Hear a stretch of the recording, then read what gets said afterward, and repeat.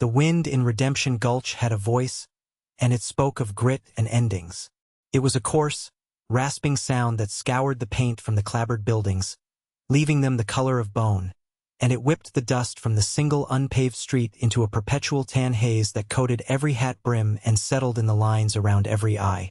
This was a land that demanded resilience and offered little in return but the vast, indifferent expanse of a bruised purple sky. Elias Thorne knew the language of this land. He understood the silence of the sun-baked plains and the stubbornness of the gnarled mesquite.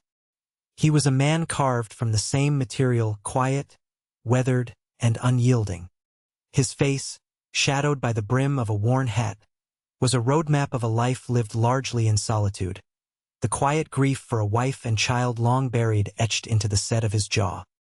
He moved through the town with a purpose that required no words, his broad shoulders a bulwark against the stares and the whispers. He was a fixture, the lone rancher from the high country, respected for his competence but kept at a distance for the stark loneliness that clung to him like a shroud. He felt the town's judgment, its casual cruelty, and met it with a stony indifference he had cultivated for years. Today, as he secured supplies to his packhorse, the wind carried a different sound, the ugly, preening voice of a man selling human flesh. The sound snagged in his soul, a dissonant chord in the harsh symphony he had grown accustomed to, pulling him toward the raw spectacle unfolding in the town's dusty heart. A small crowd had gathered, their faces a mixture of leering curiosity and feigned piety, a familiar tableau of frontier hypocrisy that always turned Elias's stomach. It was this rotten core of civilization that had driven him to the solace of his remote ranch, a place where the only judgments came from the turning of the seasons. But he could not turn away this time. The voice belonged to Silas Blackwood, a man whose wealth was built on the misery of others, and his words were a stain on the air. At the center of the circle, on a crude wooden platform, stood a woman. She was a slash of defiant color against the dun-colored backdrop of the town. Her name was May, and she was shackled. A fine gray cheongsam, a dress of quiet elegance, was smudged with dirt and torn at the shoulder, a testament to a dignity under siege. She was young, perhaps 25, with features as fine as carved jade, now a mask of cold fury. Her eyes, dark and deep, missed nothing. They swept over the crowd not with fear, but with a burning, contemptuous fire that promised retribution. She held her head high, her posture straight despite the light chains that bound her wrists, a silent refusal to be cowed. Silas Blackwood circled her like a coyote, his voice dripping with condescending praise for his product. He spoke of her spirit as if it were a flaw in a piece of livestock, a wildness that no man had yet been able to break. Untamable, he called her. The word meant as both a challenge and a warning. The men in the crowd shuffled, some laughing nervously, others looking on with a predatory gleam. For Elias, the scene was a raw, open wound. He saw not a commodity, but the ghost of every vulnerability he had ever failed to protect. The sight of her, so fiercely alive and yet so utterly trapped, ignited a cold, protective rage deep within his chest. It was an emotion he had thought buried with his family. The quiet pact he had made with himself, to remain apart, to feel nothing, shattered like sun-dried glass. The world narrowed to the girl on the platform and the monstrous injustice of her cage. He saw the subtle tremor in her hands, the fierce control she exerted to keep from showing the terror that must be churning beneath her defiant exterior. It was her strength, not her helplessness, that called to him. He could not stand by and watch that fire be extinguished by the casual cruelty of lesser men. In that moment a decision was made not in his mind, but in the very core of his being. He would not let this happen. The murmur of the crowd died as Elias Thorne stepped forward. His movement was deliberate, parting the onlookers like a stone sinking through water. He stopped at the edge of the platform, his gaze fixed not on Blackwood, but on the woman. He saw the flicker of surprise in her eyes, quickly masked by a deeper suspicion. "How much?" Elias's voice was rough, rusted from disuse, but it carried across the unnatural hush with the weight of authority. Silas Blackwood turned, a smug, contemptuous smile spreading across his face. Ah, the silent rancher finds his tongue. She is a special case, Thorn. A connoisseur's piece. Not for a simple man like yourself. A few of Blackwood's cronies snickered. Elias's expression did not change. He reached into the leather satchel at his side, the one containing the profits from a year of hard labor, the money meant to see him through the coming winter and beyond.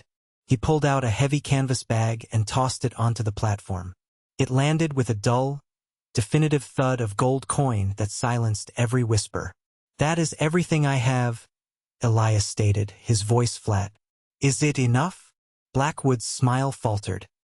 He stared at the bag, his greed warring with his desire to humiliate the stoic rancher. The weight of that sack was undeniable. With a sneer, he kicked it lightly. "It will do," he conceded, already calculating his next venture. He produced a bill of sale, a flimsy piece of paper that felt obscene in its significance. Elias took it without a glance, his focus remaining on May.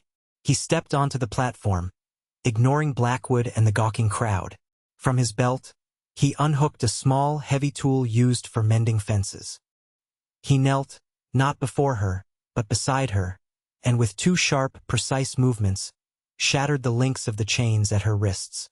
The metallic crack echoed in the silence, a sound of finality, of liberation. He stood and, after a moment's hesitation, offered her his calloused hand. May flinched back, her eyes wide with mistrust, her entire body tensed for a new form of attack. He held his hand there for a second longer before letting it drop slowly to his side, a quiet acknowledgement of her fear, a concession. He simply gave a slight, almost imperceptible nod toward the edge of town and began to walk away, not looking back to see if she would follow, granting her the first choice she'd had in a long time. The journey to his ranch was a long, silent procession under the vast, watchful eye of the sky. Elias led the way on his steady mare, the pack-horse trailing behind, and further back, a small, solitary figure followed on foot. May kept her distance, 100 paces of scorched earth and suspicion between them. She moved with a fluid, wary grace, her head up, constantly scanning the horizon as if expecting an attack from any direction. Elias was acutely, painfully aware of her presence behind him. He could feel her gaze on his back, questioning, analyzing. He resisted the urge to look back, to offer a word of reassurance that she would not believe. He knew that trust, for someone like her, would not be built with words but with the slow, steady accumulation of actions. The landscape around them was as harsh and unforgiving as the town they had left behind, but here, in the raw, untamed wilderness, there was an honesty Elias preferred. The jagged peaks of the distant mountains were like broken teeth against the horizon, and the plains were a tapestry of sagebrush and stone. It was a land that did not pretend to be anything other than what it was. Immense, dangerous, and beautiful. He stopped midday, when the sun was a hammer overhead. He dismounted, took his canteen, and drank. Then he unhooked a second one, walked to a flat-topped boulder that sat halfway between him and May, and placed it there. He returned to his horse without a word, turning his back to grant her the privacy of the act. He heard the faint scrape of the metal canteen against the rock and knew she had accepted the water. It was their first negotiation, a silent treaty. His mind churned with the enormity of what he had done. He had spent his life savings, his security for the future, on an impulse born of a righteous anger he hadn't known he still possessed. This was not a rescue he had planned. It was a visceral reaction to a wrongness he could not abide. He looked out at the endless land and felt its familiar loneliness, but for the first time in years it felt different. It was a shared loneliness now, a quiet space occupied by two broken souls walking a fragile path toward an unknown destination. They arrived at the ranch as the sun began to bleed across the western sky, painting the clouds in hues of orange and deep violet. The homestead was a testament to Elias's character, functional, sturdy, and utterly without frills. A small, solid house built of stone and thick timber stood against the backdrop of a weathered barn and a series of meticulously maintained corrals. It was a place of order and solitude, carved out of the wilderness by a single man's unceasing labor. Here, the only sounds were the nicker of a horse, the cry of a hawk, and the ceaseless sigh of the wind through the tall grasses. Elias slid off his horse and, without a word, began to unsaddle the animal, his movements economical and practiced. May had stopped at the edge of the property, a lone figure observing the scene, her body still coiled with a defensive tension. Elias finished with the horses, giving them water and feed, before turning his attention to her. He walked toward the house and opened the door, gesturing for her to enter. She hesitated, her eyes darting from him to the dark interior of the cabin, clearly weighing her options. He did not press her. He simply went inside, lit a lantern, and left the door ajar, a silent invitation. He then moved to a small room at the back of the house. It had been his wife's sewing room, long since unused but kept clean, a small shrine to a ghost. It contained a simple bed with a handmade quilt, a small wooden nightstand, and a single window that looked out not toward the entrance, but east, toward the rising sun over the open plains. He returned to the main room to find May standing just inside the doorway, a cornered animal ready to bolt. He pointed toward the room. "That's yours," he said, his voice low. He then took a plate, filled it with bread and the jerky from his saddlebags, poured a cup of fresh water, and placed the tray on the floor just outside her new room. He then retreated to the far side of the main room, sat in his worn armchair, and picked up a piece of leather he was mending, deliberately turning his attention away from her, granting her the dignity of privacy. He heard the soft shuffle of her feet, the click of the door, and then the sound of a wooden chair being wedged under the knob. The barricade was up. It was a start. For 3 days, the house was a space of charged silence, defined by the closed door of May's room. Elias adhered to a strict routine, a rhythm that had governed his solitary life for years. He rose before dawn, tended to his livestock, and spent the daylight hours engaged in the relentless labor of maintaining the ranch. He mended fences, chopped wood, and worked with his horses, his movements a steady, reassuring beat in the quiet world. He was always conscious of her presence behind that door. He would leave a tray of food outside it in the morning and another in the evening. Sometimes, hours later, the previous tray would be placed back outside, the food gone, the cup empty. Other times, it remained untouched. He never knocked. He never spoke to the door. He simply provided the offering and retreated, a constant, non-threatening presence. He found himself speaking more often, not to her, but to his horse, a calm, one-sided conversation as he brushed the animal's coat in the corral. He spoke of the weather, of the work that needed doing, of memories of his father. He didn't do it for her benefit, not consciously, but a part of him knew she might be listening from her window, and in his voice, she would hear no anger, no impatience, only a deep-seated gentleness. On the 4th day, he saw a change. While mending a harness on the porch, he saw the curtain in her window move. She was watching him. He did not acknowledge it, keeping his focus on his work, his hands steady. Later that afternoon, the door creaked open. May emerged, looking thinner, her face pale, but her eyes held the same fierce, observant light. She stood on the porch, her arms crossed, watching him as he split firewood, the rhythmic thud of the axe the only sound between them. He finished his work, stacked the wood, and then nodded to her slowly, a simple gesture of acknowledgement. He walked to the water pump to wash his hands, and when he turned back, he saw she was gone, the door to her room once more closed. It was a small step, a crack in the wall of her mistrust. She was testing the air, testing him, and he knew his only course of action was to continue to be exactly what he was, a quiet, patient man who demanded nothing. The change, when it came, was subtle. May began to spend more time outside her room, at first just standing on the porch, a silent observer of his daily chores. Then, she started to venture into the yard, walking the perimeter of the ranch like a newly freed creature exploring the boundaries of its world. She never went far, but the invisible tether to her room was stretching. One morning, Elias came out to find that the small, neglected vegetable patch near the house had been meticulously weeded. He said nothing, but that evening, he left a small set of gardening tools beside the porch steps. The next day he saw her using them, her movements deft and focused.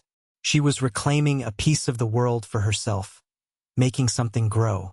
The gray cheongsam, a symbol of her past life and humiliation, was finally discarded. Elias had left a set of his old, worn work clothes on a crate on the porch, a simple cotton shirt and a pair of sturdy denim trousers. They were too large for her, but she cinched the waist with a piece of rope and rolled up the sleeves and cuffs. Seeing her in them for the first time was a jolt. The practical, shapeless clothes stripped away the exoticism and fragility others had forced upon her. In them, she was not a prize or a victim. She was a survivor, a homesteader, a woman of the land. The first words they exchanged were about a week later. Elias was coming in from the barn as she was drawing water from the well. "I made stew," he said, the words feeling foreign and loud in the quiet air. May looked at him, her expression unreadable. She gave a single, sharp nod.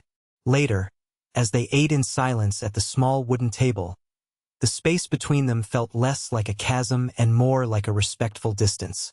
As he was clearing the plates, she spoke, her voice soft but clear, catching him by surprise. "Thank you," she said, looking down at her hands. Elias paused, his back to her. He simply nodded, a lump forming in his throat. It was more than gratitude for a meal.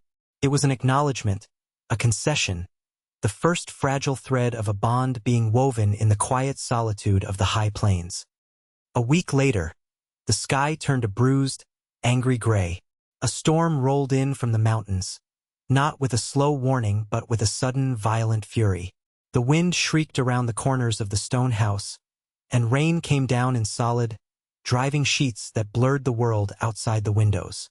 The first crack of thunder was like a cannon shot, rattling the very foundations of the cabin. Elias, accustomed to the violence of the plains weather, was unperturbed until he saw May. She was standing in the middle of the main room, frozen. As another peal of thunder shook the house, a tremor went through her entire body. Her face, usually so composed and defiant, had gone slack with a primal terror. This was not a fear of the storm. It was something deeper, something resurrected from a dark and terrible place. She wrapped her arms around herself as the roar of the wind and the percussive drumming of the rain intensified. Her breathing grew shallow and rapid, her eyes wide and unfocused, seeing not the cozy cabin but some other place, another time. She stumbled backward until she hit the wall, sliding down to huddle in a corner, making herself as small as possible. Soft, broken sounds escaped her lips, fragments of Mandarin, words of panic and despair that Elias could not understand but whose meaning was terrifyingly clear. The fierce, untamable woman he had bought and freed was gone, replaced by a terrified girl drowning in a sea of her own memories. The storm outside was nothing compared to the tempest raging within her. He took a hesitant step toward her, and she flinched violently, a choked cry escaping her. She wasn't seeing him. She was seeing ghosts, the cruel faces of men like Blackwood, hearing the roar of a ship's hold or the chaos of a brutal attack. The strong, resilient survivor had been stripped away, leaving only the raw, bleeding wound of her trauma. It was a complete and terrifying breakdown, a soul laid bare by the violence of the storm. Elias stopped, his heart clenching at the sight of her raw terror. His first instinct was to rush to her, to hold her, to shield her from the pain.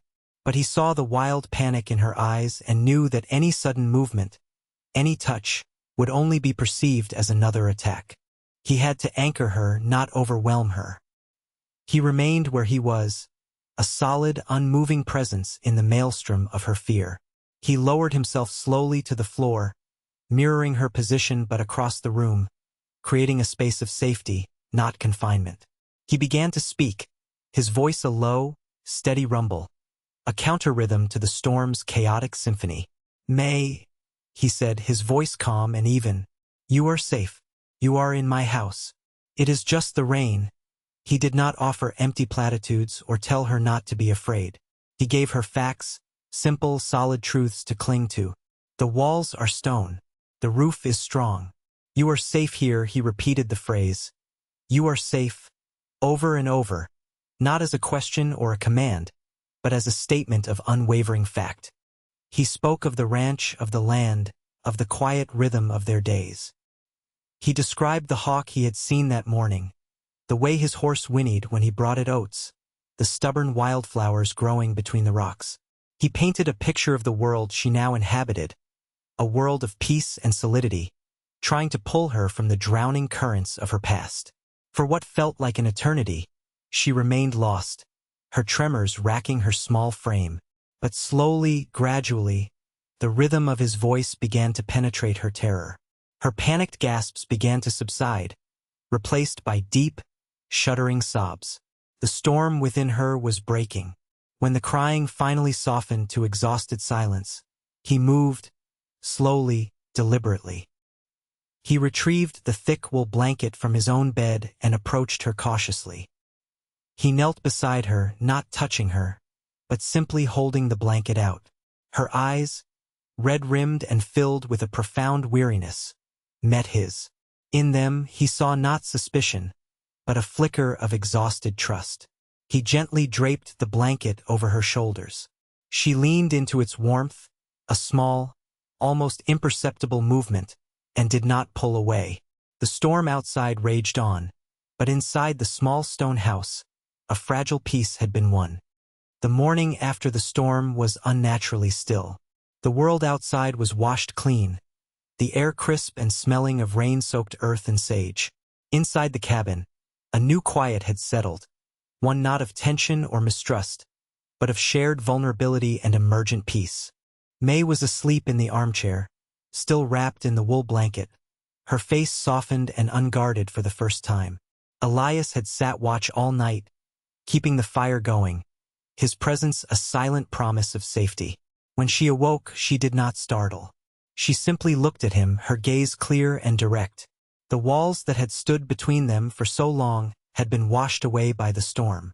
Later that day, as they worked in a comfortable silence, she spoke. Her voice was quiet, but it did not waver. "The noise," she said, looking out toward the horizon. "And the water. It reminds me of the ship." She offered no more details, and he asked for none. The admission was a gift, a piece of her broken past entrusted to him. "You are not on that ship anymore, May," he replied gently. "You are here from that day forward. Everything was different. A partnership, unspoken but deeply felt, began to form. She started to work alongside him, not as a helper, but as an equal. To his surprise, she had a natural affinity for the horses. She moved around them with a quiet confidence, her touch gentle but firm, and even his most skittish colt seemed to calm under her hand. Elias taught her to ride, and on horseback she found a new kind of freedom. She rode with a fearless grace, her hair flying behind her, a part of the wild landscape itself. As he watched her galloping across the plains, a feeling he couldn't quite name, a mixture of pride, admiration, and a deep, aching tenderness, bloomed in his chest. They fell into a new rhythm, one of shared labor and quiet companionship. Their conversations remained sparse, but they communicated in other ways. A shared look across the corral, a cup of coffee left on the porch railing for the other, the simple, comfortable presence of another person at the end of a long day. The loneliness that had defined Elias's existence for so long was receding, replaced by a quiet, hopeful warmth. Months passed, and the green of summer bled into the gold and russet of autumn. The days grew shorter, and a chill returned to the wind, carrying the promise of the coming winter. The ranch was ready. The barn was full of hay, the woodshed was stacked high, and the small house felt more like a home than it had in years. One evening, after their simple meal, Elias laid a map on the table.